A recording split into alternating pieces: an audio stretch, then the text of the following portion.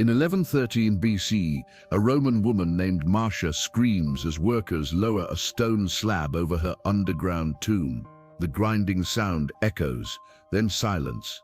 Total darkness. She's still breathing, but that's not even the worst part. By the end of this account, you'll understand why this execution method was so psychologically devastating that historians spent centuries trying to erase it from the record. You'll discover the exact timeline of how long these women survived underground. And trust me, the suffocation math is absolutely horrifying. I'll reveal who was secretly watching through a small hole in the tomb, and I'll describe what Renaissance workers found in 1485 when they accidentally broke into one of these sealed chambers. The position of the body tells you everything about her final moments. This story is about Rome's most sacred women, the Vestal Virgins, and the nightmare punishment reserved exclusively for them. If you're fascinated by history's darkest truths, hit that subscribe button now, because this channel dives into the stories they don't teach in school, and you'll want to see next week's video about the Roman execution, where the victim had to dig their own grave. But I'm getting ahead of myself. Let's start with why Rome would bury their holiest women alive. Picture this. You're walking through ancient Rome, and you see 6 women dressed in pure white robes with elaborately braided hair. Everyone, senators, generals, even the emperor, steps aside and bows. These are the Vestal Virgins, and they're more powerful than almost any woman in the ancient world. But that power comes with an unthinkable price. Starting at just 6 to 10 years old, these girls were selected from Rome's elite families to serve the goddess Vesta for 30 years. Their sole duty was to keep the sacred flame in Vesta's temple burning, never letting it go out. Because according to Roman belief, if that flame died, Rome itself would perish with it. And here's where it gets dark. These women had to remain virgins for the entirety of their service, not just in body but in reputation. They couldn't even be accused of breaking their vow. Romans believed that the city's survival was literally tied to the Vestal's purity. An earthquake? It must have been a Vestal's fault, a military defeat. Surely one of them had broken her vow. The penalty for such a transgression wasn't crucifixion or beheading. Those deaths were far too quick, too merciful. Instead, the punishment was left burial in a place called the Campus Scaleratus, the evil field, a barren plot of land within Rome's city walls, where the condemned woman would be sealed underground in a marble tomb and left to die. But here's what made it even more horrific. Roman law technically forbade spilling a Vestal's blood or directly killing her, so they created a legal loophole. They claimed they weren't executing her, they were simply leaving her in a room. What happened afterward, they said, wasn't their responsibility, except, of course, they knew exactly what would happen next. And the ritual they performed before sealing that tomb reveals just how coldly calculated and ritualized this horror truly was. The year is 1113 BCE, and 3 Vestal Virgins, Aemilia, Licinia, and Marcia, are about to be convicted of sexual impurity. You want to know what evidence the prosecution presented? A meteor showers. Seriously, there had been unusual astronomical activity. Lightning had struck a temple, and perhaps an earthquake had shaken the ground. The historical sources aren't clear, but Roman priests known as haruspices examined these supposed signs from the gods and declared that the Vestals must have broken their vows. That was all it took. No witness testimony, no physical evidence, just bad weather and paranoid superstition. According to Plutarch, the Greek historian who documented this case in detail, Rome was in a state of panic. The city had recently suffered military defeats, and the public desperately needed someone to blame. Meanwhile, powerful men sought a distraction from their own political scandals, and so they turned their attention to the Vestals. What followed was a ritual that reveals just how deliberately cruel this punishment was designed to be. The Pontifex Maximus, Rome's chief priest, would arrive at the house of the Vestals. He would approach the accused woman and solemnly recite a formal declaration. "I judge you to have committed incest. You are no longer a Vestal Virgin." With those words, she lost everything. Her legal protections, her sacred status, even her identity. She became something else, something Rome didn't even have a word for. No longer quite human in the eyes of her society, the condemned woman would then be placed inside a covered litter, essentially a sealed box carried by slaves, so that no one could see her face, as even looking upon her was believed to bring bad luck. The procession moved through the streets of Rome in absolute silence. No mourning, no words, only the sound of footsteps and the woman's own breathing echoing from within that dark box. Imagine being her, able to hear the crowd outside, yet knowing they would not speak, would not look, would not even acknowledge that you existed anymore. The grim procession continued until it reached the Campus Sceleratus, the evil field, where the final act of horror awaited. They had already dug an underground chamber about 12 feet deep and 8 feet square, its marble walls enclosing a small couch and a table. When the procession arrived, they opened the litter, and the guards helped the condemned woman climb down a ladder into the tomb. And this is where the true psychological torture began. What they placed inside that chamber with her revealed the deliberate, calculated cruelty of this execution method. According to Pliny the Elder, who recorded Roman execution practices in chilling detail, several specific items were carefully arranged within the tomb before it was sealed. A loaf of bread, a small jug of water, a container of milk, a cup of oil, and one single oil lamp already lit. You see what they were doing, don't you? They were giving her just enough to survive, not to live, but to prolong the process, to stretch the agony out for as long as possible. Because technically, under Roman law, they weren't killing her. They were simply placing her in a room with a few basic supplies. Now let's look at the horrifying math. That oil lamp, with the limited oil provided, would burn for approximately 4 to 6 hours. When it finally flickered out, she would be left in complete darkness. True, suffocating underground darkness, the kind where you cannot see your own hand in front of your face. The bread and water might sustain her for 2 or 3 days at best if she rationed carefully. Not enough to keep her alive, but enough to ensure she remained conscious and aware far longer than if she'd been given nothing. And then there's the air. The sealed chamber, roughly 12 feet deep and 8 feet wide, contained around 90 to 100 cubic meters of air. A single human at rest consumes about half a cubic meter of oxygen per day. But she wouldn't be at rest. She'd be panicking, gasping, her heart racing, burning through oxygen far faster. When you do the math, you realize the truly horrifying truth. The Romans knew exactly how long it would take for the air to run out, and they designed it that way. She has approximately 48 to 72 hours of breathable air, maybe less. Now imagine yourself in that space. You have your lamp, the only thing keeping you sane. You ration the oil drop by drop, trying to make it last as long as possible. You take a small bite of bread, a cautious sip of water, and tell yourself that someone will come, that this is all a mistake, that they'll realize what they've done and open the stone. But then you hear them above you. Footsteps, muffled voices. They're conducting a ritual, consecrating the ground, making it sacred so that no one will ever dare to dig there again. Soon the footsteps fade, the voices vanish, and there's nothing left but your breathing, the faint flicker of the lamp, and the crushing silence of marble walls pressing in from every side. And here's what Pliny mentions that most people overlook. There was a small breathing hole, a narrow shaft, perhaps 4 inches wide, leading up to the surface. It wasn't wide enough to escape through, not even wide enough to call for help effectively, but just enough for sound to travel. That meant someone could, in theory, listen from above to check whether she was still alive. Some ancient sources suggest that priests would come to these openings to listen for the sounds of life, to determine when the gods had finally claimed her. Translation: they waited until the screaming stopped. But don't look away yet, because there's one last haunting detail.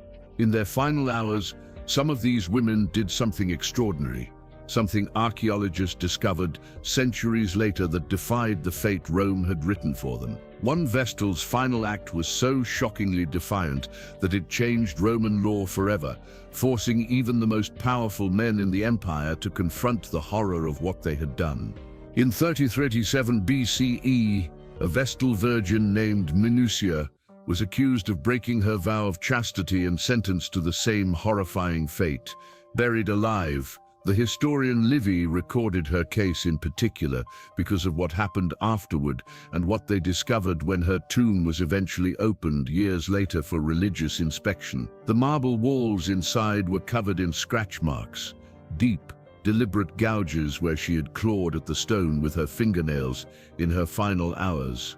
Some of the marks clustered at the base of the sealed entrance, as if she had tried to dig her way out. Others were scattered across the chamber walls, random and desperate, as though she had been feeling her way through pitch darkness, searching hopelessly for a weak point. But one detail stands out above all others, the detail that haunts anyone who reads Livy's account. Some of the scratches formed patterns, deliberate lines, possibly words. By the time Livy's sources examined them, the marks had degraded too much to be read, but the implication was unmistakable. She had been trying to leave a message. Think about what that means. You're buried alive. Your lamp has burned out hours ago. You're in total suffocating blackness. The air grows stale, each breath heavier than the last. You can feel the carbon dioxide building in your lungs. Your chest tightens, your head throbs, your body weakens. You know the end is coming, so what do you do with your final moments of consciousness? Some women prayed, whispering to gods who would not answer. Some curled up on the small couch, left in the tomb, trying to fall asleep and never wake. But others, like Minucia, chose to fight the silence. They used their fingernails to carve their truth into marble. Maybe they scratched their innocence, or the name of the person who falsely accused them, or maybe just a final plea to the world above. I was here, I existed, I mattered. According to Livy, Minucia's case ignited a major controversy in Rome. Not because the people felt compassion for her, but because the marks she left behind suggested she had survived for at least 3 full days before finally losing consciousness. Some senators argued that this endurance was proof of her innocence. If the gods had truly condemned her, they reasoned, she would have died immediately. This unsettling debate led to a horrifying policy change. In future executions, the Romans decided to provide even less food and water, just a token amount, so that the women would not survive long enough to cause further controversy. You see how calculated this was. They optimized the horror, refining the punishment until it achieved maximum suffering with minimum moral inconvenience. But here's the part no one talks about, the so-called merciful quick deaths. The Senate promised to ensure. Archaeological and historical evidence suggests that at least one of these women didn't die swiftly at all. Instead, she survived through the full suffocation timeline and ultimately died of dehydration, a process that can take 7 to 10 agonizing days. And how do we know this? Because of what Renaissance workers uncovered in 1485 when they accidentally broke into one of these forgotten tombs. Picture the scene. It's the year 1485. Rome is in the midst of a massive building boom. Construction crews are digging foundation trenches for a new palazzo near the area once known as the Campus Sceleratus, the evil field. As they dig deeper into the earth, their shovels strike marble, something ancient, sealed and untouched for nearly 15 centuries. What they discover when they break through would horrify even the most hardened men of the Renaissance and reveal in the most visceral way possible what it truly meant to be buried alive in ancient Rome. By the late 15th century, most Romans had completely forgotten that the Campus Sceleratus had ever existed. It had been nearly 1400 years since the last Vestal Virgin was buried alive there. So when a worker's shovel struck stone during the construction of a new palazzo, no one thought much of it. The city was, after all, built atop countless layers of ruins, temples, forums, baths, and homes crushed together by centuries of history. At first, they assumed they'd hit the remnants of some forgotten foundation. But as the men cleared away the soil, it became clear that this was something different. They had uncovered a sealed marble chamber, perfectly preserved, unbroken, never opened since the day it was sealed. The foreman made a decision that would echo through the centuries.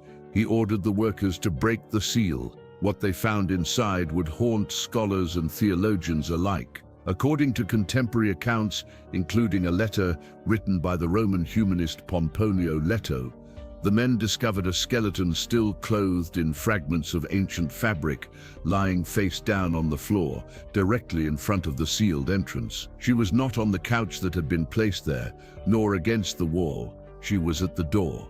Arms stretched upward, fingers splayed against the marble, frozen in the final act of trying to escape. She had died there, pressed against the slab that trapped her. But it was one small detail that transfixed and horrified the Renaissance scholars who studied the discovery. Her skeletal fingers were still wedged into a narrow gap, no more than half an inch wide between the slab and the frame, as though in her last desperate moments she had found that tiny space and tried to pry it open. The physics are brutally simple. A marble slab of that size would have weighed roughly 300 to 400 pounds, far beyond the strength of any human to move from within. Yet she tried anyway, clawing for even the smallest chance at life. One starving, suffocating woman could never have moved a marble slab weighing hundreds of pounds, and she must have known that, but she tried anyway. Imagine that moment. Your lamp has burned out, and you are swallowed by absolute blackness. The air grows heavier, each breath scraping your throat like water flooding your lungs. You know no rescue is coming. Do you surrender quietly, or do you spend your final moments straining against the unbreakable, fighting the very physics of your execution? She fought, and that act, the defiance etched into her bones, would echo through history. News of the discovery spread quickly through Renaissance Rome. Humanist scholars, inspired by this haunting relic of antiquity, began poring over ancient records to uncover who this woman was, what she had been accused of, and whether she was truly guilty. What they found shook their faith in Rome's most sacred traditions. Across dozens of documented Vestal burial cases, a chilling pattern emerged. These accusations almost always coincided with political turmoil, times of military defeat, social unrest, or when powerful men desperately needed scapegoats to protect their reputations. The supposed evidence was rarely tangible. Instead, it came in the form of omens, strange celestial events, or the coerced confessions of enslaved people, tortured until they said whatever the prosecutors wanted to hear. The infamous triple burial of 1130 BCE, the case of Emilia, Licinia, and Marcia, was almost certainly a politically motivated mass execution orchestrated to divert public outrage from a wave of Senate corruption scandals, and the final recorded live burial in 83 CE under Emperor Domitian was no different. The Vestal Virgin Cornelia was accused by Domitian himself, likely because she had refused to arrange a political marriage between her niece and one of his allies. What began as a sacred religious punishment had by the end of Rome's history become a convenient weapon, a way to eliminate women who stood in the path of power. When the Vestal Virgins' chief priestess dared to speak in Cornelia's defense, Emperor Domitian responded with calculated vengeance. He exiled her on the spot. Cornelia was buried alive anyway, but this time Domitian's cruelty backfired spectacularly. The execution horrified the Roman people, even in a society hardened by centuries of brutality. The image of an innocent woman entombed alive in darkness was too much to bear. Public opinion turned sharply against the emperor, and members of the Senate began quietly resisting his commands, refusing to cooperate with his increasingly tyrannical decrees. 14 years later, in 96 CE, Domitian was assassinated in a conspiracy that included his own household officials, and after his death, the Senate issued a formal resolution declaring that never again would a Vestal Virgin be buried alive. After more than 1,000 years of terror, the tombs finally fell silent. Today, if you visit Rome, you can walk over the very ground where the Campus Sceleratus once lay. It's just a small, quiet park near the Quirinal Hill. Tourists stroll past, snapping photos. Locals walk their dogs, unaware of the horrors that once took place beneath their feet. There's no memorial, no plaque, Nothing to mark the spot where women once screamed in the dark while the city carried on above them, but they were there, and the scratches on the marble prove they did not go quietly. For over a millennium, Rome used the threat of live burial as a weapon to control its most sacred and powerful women. The Vestal Virgins held wealth, influence, and legal privileges no other Roman women could dream of. But that power came wrapped in suffocating fear. One rumor, one political enemy, one convenient moment for blame, and any of them could find herself descending that ladder into a marble tomb, clutching a flickering lamp, knowing she would never see the sun again. The Romans called it a merciful execution, because, in their minds, they weren't directly killing anyone. They were simply sealing a door and walking away. But we know better now. We've seen the scratch marks etched into marble by fingernails turned to dust. We've done the math on the oxygen and the hours it took for the air to run out.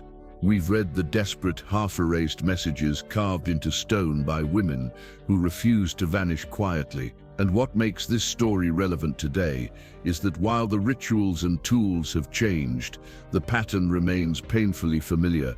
False accusations and purity culture haven't disappeared, they've simply evolved. Across time, powerful people have continued to weaponize morality as a means of control, using shame, fear, and so-called virtue to reinforce systems that serve their own power, often at the expense of women. The Vestal Virgins were the holiest women in Rome, symbols of divine purity and civic stability, and yet Rome buried them alive.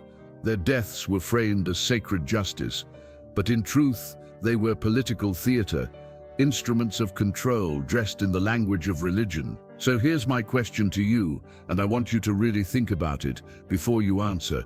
Throughout history, societies have created brutal punishments for women accused of violating purity standards.